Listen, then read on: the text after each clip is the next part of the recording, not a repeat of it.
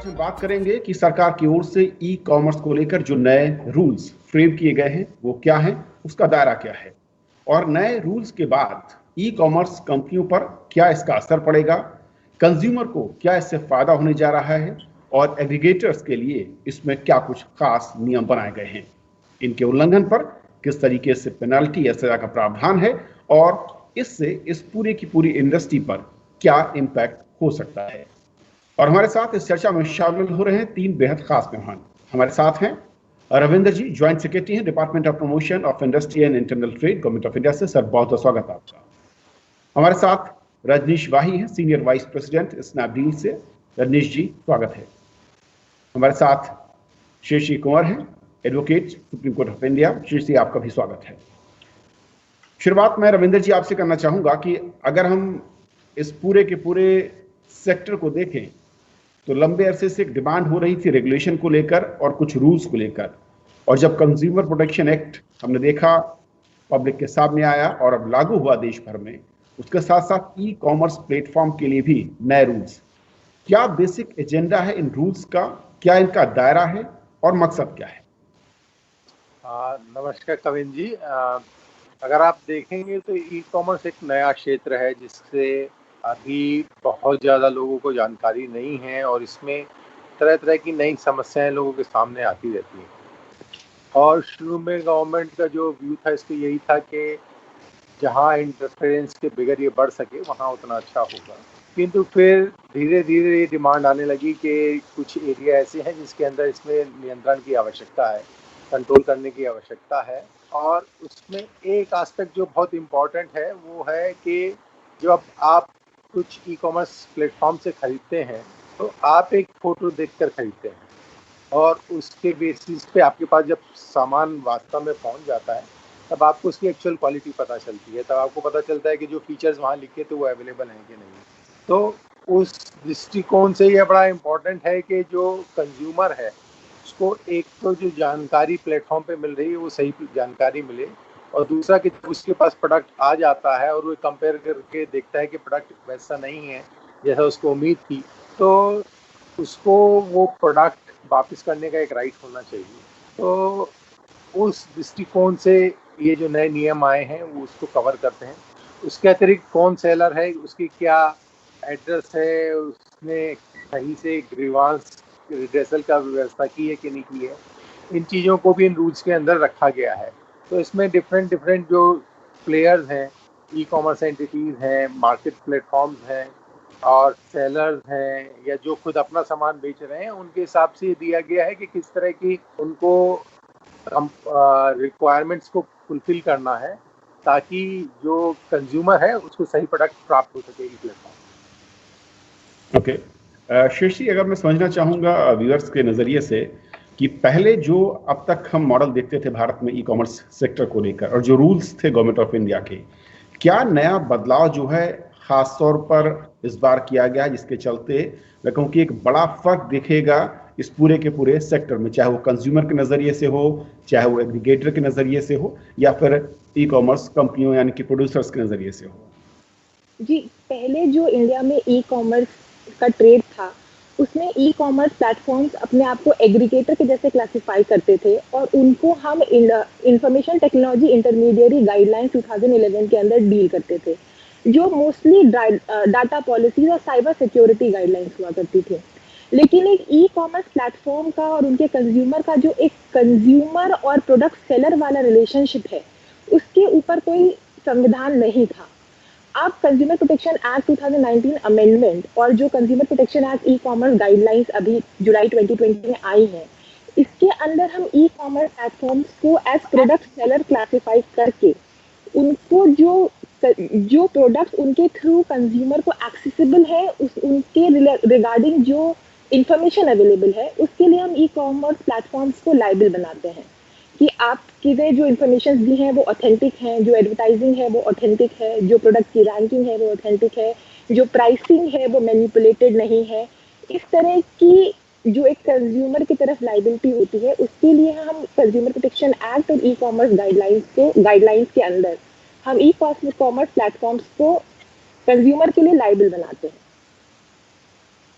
और क्या पहले जिस तरीके से जो भी तमाम मैं कहूँ कि ऑनलाइन पोर्टल हैं और वहाँ पर जो प्रोडक्ट होता था, अगर प्रोडक्ट में किसी भी तरीके की कोई क्वालिटी को लेकर इशू हो, प्राइसिंग को लेकर हो या डुप्लीकेसी को लेकर हो, एग्रीगेटर जो होते थे वो कहते थे कि ये सेलर्स की ओर से है, वो उससे बच पाते थे। नए नियमों में क्या उसका ध्यान रखा गया है और क्या इसके लिए अब बराबर की जिम्मेदारी उन एग्रीगेटर पर भी होगी और साथ ही साथ जो सेलर है उस मंच पर उसकी भी? जी, बिल्कुल। पहले ई-कॉमर्स प्लेटफ़ॉर्म्स अपने आप को एग्रीगेटर कह के सारी सारी रिस्पॉन्सिबिलिटी मैन्युफैक्चरर्स की ओर और सेलर्स की ओर डाल देते थे। अब नए ई-कॉमर्स रूल्स के अंदर एग्रीगेटर्स को प्रोडक्ट सेलर्स को, एग्रीगेटर्स को उनकी पूरी लायबिलिटी डिफाइन की गई है प्रॉपर तरीके से और उसके लिए पीनल एक्शंस भी प्रोवाइड कराए गए हैं।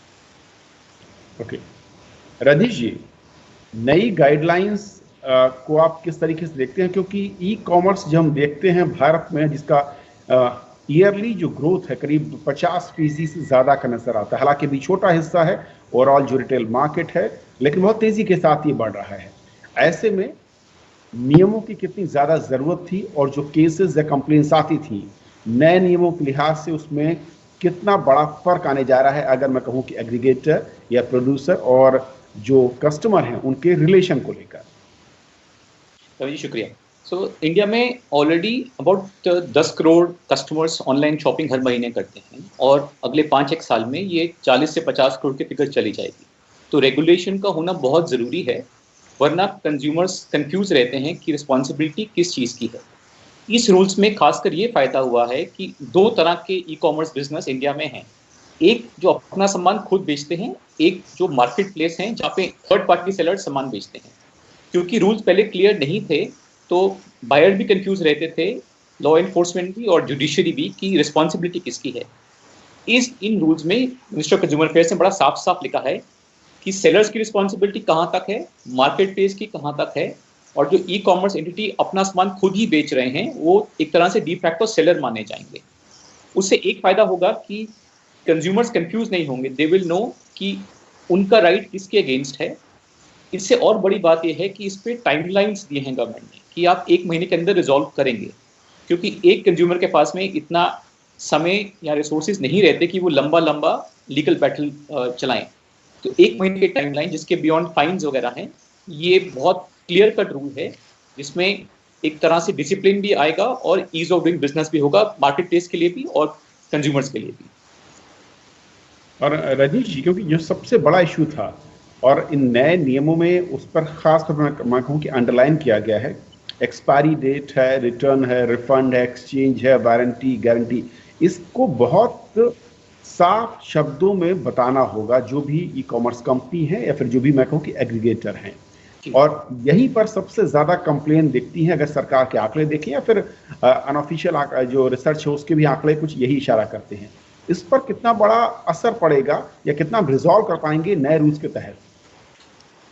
कविन जी, ऐसा है कि मार्केट प्लेसेस अभी भी कंज्यूमर केसेस को मोस्टली हफ्ता 10 दिन में सॉल्व कर देती हैं, क्योंकि उनकी अपनी गुडविल भी है।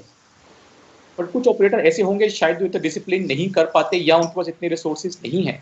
सो एक टाइमलाइन होने से, जिसके बियॉन्ड फाइन होने की संभावना है, मार्केट प्लेसेस और रिसोर्सेज लगाएंगी। लॉ में लिखा है कि हर मार्केट प्लेस को एक चीफ ग्रीवेंस ऑफिसर रखना जरूरी है, जिसका नाम, कॉन्टैक्ट डिटेल्स कस्टमर्स को मालूम होगा। तो इसलिए कस्टमर्स को क्लैरिटी होगी और एक लीगल एस्केलेशन के डर से मार्केट प्लेसेस या ई कॉमर्स एंटिटीज ज़्यादा टाइम बाउंड काम करेंगी। तो एक कंज्यूमर्स के लिए भी अच्छा है और ओवरऑल ई कॉमर्स सेक्टर के लिए भी बेनिफिशियल है। रविंद्र जी, क्योंकि ई कॉमर्स में भी बहुत सारे मैं कहूँ कि अलग अलग क्राइटेरिया हैं, अलग अलग डिविजन्स के लेवल पर हैं, छोटे बड़े एग्रीगेटर हैं जिनका दायरा बहुत ज़्यादा छोटा है, कुछ का बहुत ज़्यादा बड़ा है। नए रूल्स में क्या वो सभी कंपाइल करने के लिए उसको कंपेल करते हुए नजर आते हैं, या फिर इसमें भी आपने कोई एक बैरोमीटर, कोई एक बेंचमार्क रखा है कि मिनिमम सेलर या सेलिंग या फिर जो उसका ईयरली टर्नओवर है उसके तहत ये गवर्न होगा, या फिर इसके दायरे में वो सभी होंगे जो कि ऑनलाइन प्रोडक्ट को सेल करते हैं? देखिए, वैसे तो अगर आप ई कॉमर्स एंटिटीज़ को देखें तो जैसे बताया गया कि डिफरेंट तरह के टाइप के ई कॉमर्स एंटिटीज़ होते हैं, कुछ अपना खुद का प्रोडक्ट बेच रहे हैं, कुछ जो सिर्फ मार्केट प्लेस मॉडल के अंदर काम कर रहे हैं। तो उसके हिसाब से अलग अलग रोल एंड फंक्शनिंग उनकी रहती है। जो खुद का माल बेच रहे हैं उनको क्वालिटी मालूम है प्रोडक्ट की, वो जानते हैं कि क्या करना है उसके। तो इसके अंदर इन तीनों के लिए, जैसे मैंने कहा, ई कॉमर्स एंटिटीज़ के लिए पहले अलग से बताया है कि उनको क्रिएट करना होगा। एक तो 2 पोस्ट उनको क्रिएट करनी होंगी, या तो उनको कोई एक नोडल ऑफिसर बताना होगा या उनको एक सीनियर डेजिग्नेटेड फंक्शनरी बताना होगा कंप्लायंस करने के। और उसके अलावा उनको फिर अपना पूरा डिटेल देना है कि कहाँ है हमारी कॉमर्स एंटिटी, का क्या नाम है, हमारा ज्योग्राफिकल एड्रेस क्या है, वेबसाइट क्या है और कॉन्टैक्ट डिटेल्स क्या हैं। तो उस तरह की रिक्वायरमेंट्स हैं which are not very onerous requirements, these are easily available with the people. Then जो बाकी आपके सेलर्स वगैरह हैं उनके लिए रिक्वायरमेंट डाली गई है कि किस तरह की कंप्लायंस वो करेंगे। तो ये हो सकता है कि कुछ छोटे केसेस में ये दिक्कत लोगों को फेस हो, क्योंकि रिसोर्सेज के ऊपर प्रॉब्लम हो सकती है, बट जनरली जो रिक्वायरमेंट रखी गई है वैसी बहुत बेसिक किस्म की रिक्वायरमेंट रखी गई है प्रोडक्ट की डेफिनेशन वगैरह देने के बारे में। और दूसरी रिक्वायरमेंट ये है कि अगर आपके पास कोई कंप्लेंट आती है तो आपको 48 घंटे के अंदर एक उसकी एक्नॉलेजमेंट देनी है एंड देन उसको 1 महीने के अंदर डिस्पोजल करना है। अगेन जो डिपेंडिंग अपॉन कितनी कंप्लेंट्स इस मामले में प्राप्त हो रही हैं, हो सकता है रिसोर्सेज को इंक्रीज करना पड़े लोगों को, but otherwise I don't think it will be a very significant burden on the e commerce company. और क्या रविंद्र जी, क्योंकि एक सबसे बड़ा इशू ई कॉमर्स में दिखता था डुप्लीकेसी को लेकर, यानी कि नकली सामान या उस तरीके की क्वालिटी प्रोडक्ट के साथ कहीं ना कहीं उनकी इमेज को डेंट करते हुए इस तरह के प्रोडक्ट बहुत ज़्यादा नज़र आते थे कुछ पोर्टल्स पर। और इसमें मुझे लगता है कि सबसे ज़्यादा फोकस ऐसे ही जो मैं कहूँ कि क्राइम है उससे जुड़े उस पर फोकस किया गया है। और यहाँ पर जो है इसका लिंक जब कंज्यूमर प्रोटेक्शन एक्ट के साथ किया गया है तो किस तरीके से बेनिफिशियरी एक कंज्यूमर के नज़रिए से होगा और उसका दायित्व मैं कहूँ कि रिस्पॉन्सिबिलिटी क्या सिर्फ ना प्रोड्यूसर्स की होगी बल्कि उस मंच उस फोरम की भी होगी जो सामान को डिलीवर कर रहा है। देखिए, कंज्यूमर प्रोटेक्शन में और स्पेशली जब ई प्लेटफॉर्म पे सामान बेचने की बात थी तो counter fitting is a very significant problem जो हम लोग फेस कर रहे थे, और इसको किस तरह से हैंडल किया जाए ये एक बड़ा चैलेंज था। तो वंस आपने व्यवस्था कर दी है कि जो भी ग्रीवांस है उसका रिड्रेसल हो, और साथ में अगर आदमी वापस कर रहा है तो उसको वापस करने से आप मना नहीं कर सकते, उसका जो रिफंड है उसको आपने देना है, रिफंड देने के अंदर ये में भी डिफाइन किया गया है। तो ऐसी स्थिति में एक बार जब अगर काउंटरफीट प्रोडक्ट आया है तो कंज्यूमर के पास एक ऑप्शन दी गई है तो उस प्रोडक्ट को लौटा सके और अपना पैसा वापस ले सके, और कोई भी और ग्रीवांस है तो उसका रिड्रेसल कर सके। तो मेरे ख्याल में काउंटरफीट के against these rules will be very significantly helpful.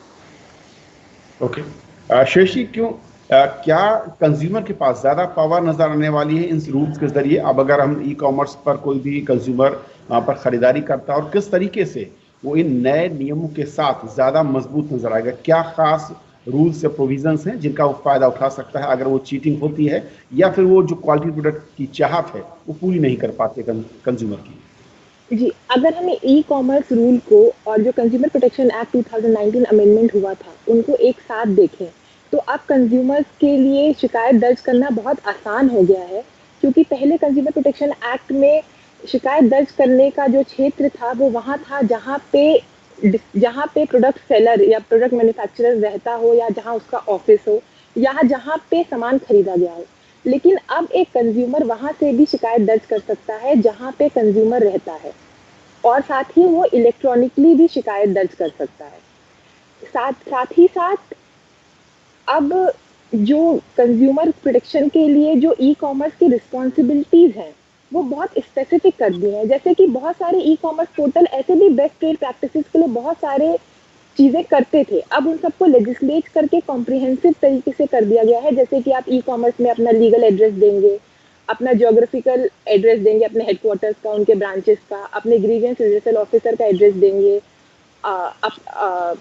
Contact details देंगे, ईमेल आईडी देंगे। साथ ही साथ कंज्यूमर और ई कॉमर्स का जो रिलेशनशिप है वो काफ़ी हद तक ट्रांसपेरेंट कर दिया गया है, क्योंकि यहाँ पे ऐसी भी रिक्वायरमेंट्स हैं कि जो ई कॉमर्स प्लेटफॉर्म है वो जिन मैन्युफैक्चरर्स के गुड होस्ट करते हैं उनके साथ जो उनके कॉन्ट्रैक्ट्स हैं उसके भी डिटेल्स देंगे। उन कॉन्ट्रैक्ट्स में अगर वो किसी मैन्युफैक्चरर्स को कोई डिफरेंशियल ट्रीटमेंट देते हैं तो वो उसके भी डिटेल्स कंज्यूमर को प्रोवाइड कराएंगे। कंज्यूमर जो एक गुड्स देखते हैं उसकी जो रैंकिंग होती है वो किस बेसिस पे होती है। अभी तक कंज्यूमर्स को लगता था कि ये जो गुड्स हम देख रहे हैं ई कॉमर्स प्लेटफॉर्म पे वो एक एल्गोरिथम के थ्रू दिखाए जा रहे हैं, लेकिन अब वो रैंकिंग किस प्रोसेस के थ्रू है। ई कॉमर्स प्लेटफॉर्म्स को वो प्रोसेस, वो पैरामीटर्स और वो पैरामीटर्स जो है उनकी क्या इंपॉर्टेंस है एक रैंकिंग बनाने के लिए, और वो किस प्रोसेस के थ्रू वो रैंकिंग पे आते हैं, वो सारा प्रोसेस कंज्यूमर को समझाना पड़ेगा। साथ ही साथ यहाँ पे स्पेसिफिक पीनल प्रोविजंस बनाए गए हैं। अगर आपके गुड्स एडल्टरेटेड हैं तो उसके लिए पीनल प्रोविजंस है। अगर आप एडल्टरेटेड गुड्स के इस्तेमाल से आपको कोई इंजरी होती है जिसमें आपको ग्रीवियस हर्ट नहीं होता है तो आपको 6 महीने तक की सज़ा हो सकती है और 1 लाख तक का जुर्माना हो सकता है। अगर आपको कोई इंजरी हो रही है जिसमें आपको ग्रीवियस हर्ट हो जाती है तो आपको 7 साल तक की सज़ा होती है और आपको 5 लाख तक का जुर्माना होता है। और अगर अगर एडल्टरेटेड डिफेक्टिव गुड्स से आपकी मृत्यु हो जाती है तो आपको 7 साल से लेके लाइफ इम्प्रिजनमेंट तक की सज़ा हो सकती है। और साथ ही जो आपने बोला काउंटरफिटिंग गुड्स के लिए भी पीनल प्रोविजंस हैं कि अगर आप काउंटरफिटेड गुड्स यूज़ कर रहे हैं और अगर उस गुड्स के थ्रू किसी को इंजरी हो जाती है जिसमें ग्रीवियस हर्ट नहीं होता है तो 1 साल तक की सज़ा है और 3 लाख तक का जुर्माना है। अगर उसमें ग्रीवियस हर्ट हो जाता है तो 7 साल तक की सज़ा है और 5 लाख जुर्माना है। अगर उसमें किसी की मृत्यु हो जाती है तो 7 साल से लेकर लाइफ इम्प्रिजनमेंट तक की सज़ा है और 10 लाख जुर्माना है। और साथ ही ये सारे जो ऑफेंसेज हैं ये कॉग्निजिबल हैं और नॉन बेलेबल ऑफेंसेज हैं। और एक नया कंसेप्ट ऐड हुआ है ये कंज्यूमर प्रोटेक्शन एक्ट 2019 में, प्रोडक्ट लाइबिलिटी कॉन्सेप्ट, जिसमें अगर प्रोडक्ट डिफेक्टिव है तो उसकी जो लाइबिलिटी है वो मैन्युफैक्चरर पे, सर्विस प्रोवाइडर पे और ई कॉमर्स प्लेटफॉर्म सब पे गिरती है। उस डिफेक्टिव प्रोडक्ट से जो इंजरी या हार्म हुआ है उसके लिए सब लोग लाइबल होते हैं। बिल्कुल। और राजेश जी, ये जो प्रोडक्ट लायबिलिटी का क्लॉज है ये बहुत महत्वपूर्ण हो जाता है, क्योंकि इसके चलते न सिर्फ पारदर्शिता आएगी बल्कि अच्छी क्वालिटी प्रोडक्ट ही ऑनलाइन मैं कहूँ कि मार्केट में आएंगे, और रिस्पॉन्सिबिलिटी जो इक्वल डिस्ट्रीब्यूशन मैं कहूँ किया है रूल्स के जरिए, उसको कैसे देखते हैं आप? कविन जी, ये क्योंकि जैसा ने ट्रांसपेरेंसी बहुत इंपॉर्टेंट फैक्टर है। आई थिंक जो एक्स्ट्रा लायबिलिटी अटैच होगी मार्केट प्लेसेस पे, ई कॉमर्स प्लेटफॉर्म्स के, उसके रहते हुए वो ज़्यादा ड्यू डिलिजेंस कर पाएंगे जितना उनको लॉ में परमिसिबल है। ऑलरेडी काफ़ी चेक्स एंड बैलेंसेज हैं। एक मार्केट प्लेस की लायबिलिटी थोड़ी सी कम होगी, इन्वेंट्री बेसिस थोड़ी ज़्यादा होगी। मेरा ये मान के चलना है कि जो चीज़ कंज्यूमर के लिए अच्छी है वो फाइनली बिजनेस के लिए भी अच्छी है। सो इसके लिए अगर मार्केट प्लेस नई टेक्नोलॉजी यूज़ करेंगी, एक्स्ट्रा मैन पावर लगाएंगी, एक्स्ट्रा इन्वेस्टमेंट्स करेंगी, फाइनली वो सबके हित में है। ऑलरेडी काफ़ी केसेस मार्केट प्लेसेस या ई कॉमर्स के अगेंस्ट होते हैं। कई केसेस हायर कोर्ट में जाके ओवरटर्न हो जाते हैं क्योंकि लॉ क्लियर नहीं था। आई थिंक लॉ के क्लियर होने से जुडिशरी के हर लेवल पे क्लैरिटी आएगी डिसीजन मेकिंग की, जो ओवरऑल सेक्टर के लिए बहुत बेहतर है। और एक और राजेश जी जो पॉइंट इन रूल्स में दिखता है उसको लेकर थोड़ा सा, क्योंकि कई जो कंपनियां हैं, मैन्युफैक्चरर हैं और मैं कहूँ एग्रीगेटर हैं, उन्होंने इसको लेकर थोड़ी आपत्ति जाहिर की है। वो है कैंसिलेशन चार्ज को लेकर। नए रूल से कहते हैं कि कंपनी कैंसिलेशन चार्ज नहीं लगा सकती है, लेकिन कुछ लोगों का ये कहना और एक्सपर्ट भी ऐसा मानते हैं कि हिंदुस्तान में ट्रेंड काफ़ी ज़्यादा है कि बुक करने के बाद कैंसिलेशन का रेशियो काफ़ी ज़्यादा नज़र आता है कई बार, और कैंसिलेशन चार्ज ना लगने से ये और ज़्यादा बढ़ सकता है। आपका क्या मानना है कि ये वाकई ठीक कदम होगा या फिर इसको थोड़ा सा इसमें और अभी रिफाइन करने की ज़रूरत होगी? कविन जी, कैंसिलेशन चार्ज अभी तक ई कॉमर्स कंपनीज मोस्टली लगाती नहीं हैं, एटलीस्ट जो प्रोडक्ट मार्केट प्लेसेस हैं, क्योंकि कस्टमर के पास पूरा राइट है कि वो सामान लेके भी वापस कर सकते हैं। तो इनफैक्ट अगर कोई रास्ते में कैंसिल करता है तो बेटर है, क्योंकि पूरा खर्चा नहीं होता डिलीवरी करने। बट अगर आप एक कैब सर्विस को देखें जिसमें एक ड्राइवर एक पहुंच गया डेस्टिनेशन पे, तब कस्टमर ने कैंसिल किया, तो उसका एक्चुअली एक एक्स्ट्रा खर्चा होता है।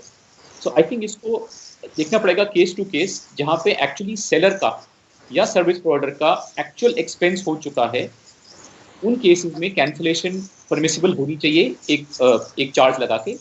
But for product market places cancellation ना तो अभी लगता है और ना ही आगे लगेगा। ओके रविंद्र जी, कैंसिलेशन को लेकर कुछ लोग ये कहते हैं कि ज़्यादा हार्ड रूल कर दिया है आप लोगों ने, क्या इसमें थोड़ा सा गुंजाइश हो सकती थी और इतना ज़्यादा हार्ड रखने के पीछे वजह? और दूसरा एक और जो बहुत महत्वपूर्ण नियम है वो ये है कि रजिस्टर्ड और अनरजिस्टर्ड सेलर के तौर पर उसमें डिफरेंशिएट कैसे होगा और उसकी डेफिनेशन क्या होगी, क्योंकि यहाँ पर भी काफ़ी ज़्यादा कंप्लेंट्स इन दोनों के बीच में रही हैं।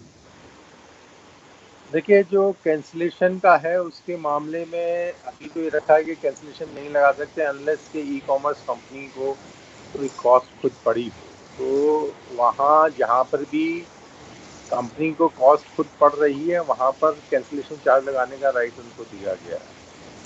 और मैं नहीं सोचता हूँ कि इस कारण से इसमें कोई बहुत ज़्यादा uneasy situation e commerce companies के लिए बनती है। ओके और जो रजिस्टर्ड अनरजिस्टर्ड सेलर्स के तौर पर हैं, क्योंकि कई आरोप लगे कि जो एग्रीगेटर हैं वो कुछ फेक या फिर डुप्लीकेट कंपनियों के थ्रू प्रोडक्ट का प्रोडक्शन करते हैं, फिर अपने फोरम के जरिए उसको हाई रेटिंग कर या प्रेफरेंशियल वैल्यूज के साथ उनको सेल करते हैं। तो इस पूरे धंधे को कैसे रोकेंगे? देखिए, इसमें जो दो चीज़ें हैं, एक तो है कि जो ई कॉमर्स कंपनीज खुद अपना प्रोडक्ट सेल कर रही हैं उनके केस में इशू नहीं आता है क्योंकि already they are saying these are my product and I am selling them. ये इशू आता है जहाँ पर मार्केट प्लेस मॉडल्स हैं। इसमें हम लोगों ने कुछ जगह पे ये देखा कि कंपनियों ने इस तरह के स्ट्रक्चर्स क्रिएट किए हैं कि company to a large extent control by them, but वो किसी दूसरे सेलर की तरह बेच रहे हैं और वहाँ पर फिर वो कहते हैं कि थर्ड पार्टी है, सेलर जो है वो रिस्पॉन्सिबल है और हमने यहाँ देन वो सेलर ट्रेसेबल नहीं होता। तो एक जो ये ट्रांसपेरेंसी लाने की कोशिश की गई है कि जो सेलर है उसके बारे में आप पूरी डिटेल दीजिए, क्योंकि ये इनिशियली इशू आया भी था और कई कॉमर्स कंपनी ने रेज भी किया था कि अगर हम अपने सेलर्स की डिटेल दे देते हैं तो जो इंटरमीडिएटरीजाइजेशन है इसके होने के चांसेस हैं कि लोग सीधा उनसे खरीदने लगेंगे, हमारे यहाँ से सेलर हट जाएगा और कुछ बायर के संग लग जाएगा। तो उस इशू को भी देखते हुए इसको रखा गया है कि complete information about seller available होनी चाहिए कंज्यूमर को, ताकि उसको मालूम हो कि रेमेडी उसकी किसके आगे एग्जिस्ट करती है। अगर ये इंफॉर्मेशन प्रॉपरली अवेलेबल नहीं है तो जो भी लीगल एक्शन है उनके against that can be taken. And दूसरा इशू ये है कि उसके अलावा भी, क्योंकि ये जो स्ट्रक्चर्स हैं ये हमारी जो FBI पॉलिसी है उसके अंदर भी लीगल स्ट्रक्चर्स, तो हम लोग इनकी इंक्वायरी करते हैं और अगर ये पाया जाता है कि इस तरह की कुछ स्ट्रक्चर को यूज़ किया गया है तो ED के थ्रू जांच वगैरह होकर इसके अंदर कार्रवाई होती है जो कि FBI पॉलिसी के अंदर होती है। प्लस आई बिलीव कि जो हमारा ये नए रूल्स आए हैं इसके अंतर्गत भी हम इस तरह के स्ट्रक्चर्स को अगर मिसयूज किया जाता है तो कार्रवाई करते हैं। ओके शीर्षी, आखिर में मैं चाहूँगा कि 2 पॉइंट, एक तो व्यूअर्स के लिए कि नए रूल्स के बाद ई कॉमर्स के थ्रू अगर शॉपिंग कर रहे हैं तो क्या खास बातों का ध्यान रखें, और अगर वो चीज़ें फील करते हैं तो तुरंत उनको क्या कदम उठाना चाहिए? जी, पहले तो अगर ई कॉमर्स में खरीदारी के बाद आप चीटेड फील करते हैं तो नए ई कॉमर्स रूल के अंदर हर ई कॉमर्स पोर्टल को और हर मैन्युफैक्चरर को एक ग्रीवियंस ऑफिसर, एक ग्रीवियंस रिड्रेसल मैकेनिज्म बनाना है, साथ ही में एक ग्रीवियंस ऑफिसर बनाना है। तो जो आपका ग्रीवियंस रिड्रेसल मैकेनिज्म है उसको आप अपने कॉल सेंटर मैकेनिज्म के जैसे ले लीजिए, जैसे कि आपको एक ग्रीवियंस होता है, आप उस पर कॉल करते हैं और वो आपकी कंप्लेन रजिस्टर करते हैं, और बहुत सारे ई कॉमर्स पोर्टल पे वो आपको एक कंप्लेन रजिस्ट्रेशन नंबर भी देते हैं। लेकिन अब ये कंप्लेन रजिस्ट्रेशन नंबर देना एक कानूनी जिम्मेदारी है, इस लेजिस्लेशन के अंदर ये ड्यूटी है ई कॉमर्स की। तो आपको वो कस्टमर केयर से आपको एक ग्रीवियंस रिड्रेसल नंबर मिलेगा। तो आपका कस्टमर केयर पे ग्रीवियंस सॉल्व होता है, नहीं तो आप उसको जो ई कॉमर्स पोर्टल का और मैन्युफैक्चरर का ग्रीवियंस ऑफिसर है उसको आप कांटेक्ट कर सकते हैं। इस ग्रीवियंस ऑफिसर के डिटेल्स ई कॉमर्स पोर्टल आपको अपने पोर्टल पे ही अवेलेबल कराएंगे, उनका नाम, उनका ईमेल आईडी, उनका ऑफिस, उनके कॉन्टैक्ट नंबर। वो ग्रीवियंस रिड्रेसल ऑफिसर आपका ग्रीवियंस 48 आवर्स में एक्नॉलेज करेगा और विद इन 30 डेज सॉल्व करेगा। अगर आपकी ग्रीवियंस यहाँ पे भी सॉल्व नहीं होती है तो आप किसी भी जगह से जहाँ पे कंज्यूमर रहता है या जहाँ पे विक्रेता का ऑफिस है, रजिस्टर्ड ऑफिस है या प्लेस ऑफ रेसिडेंस है या जहाँ पे गुड्स खरीदे थे, इनमें से किसी भी जगह पे अगर आपका ग्रीवियंस 1 करोड़ से ऊपर तक का है लाइबिलिटी ई कॉमर्स फोरम की, तो आप डिस्ट्रिक्ट कोर्ट में, नहीं तो डिस्ट्रिक्ट फोरम में, नहीं तो स्टेट फोरम में, between 1 crore to 10 crore state forum में एंड अबव 10 करोड़ आप नेशनल फोरम में अपनी शिकायत दर्ज करा सकते हैं।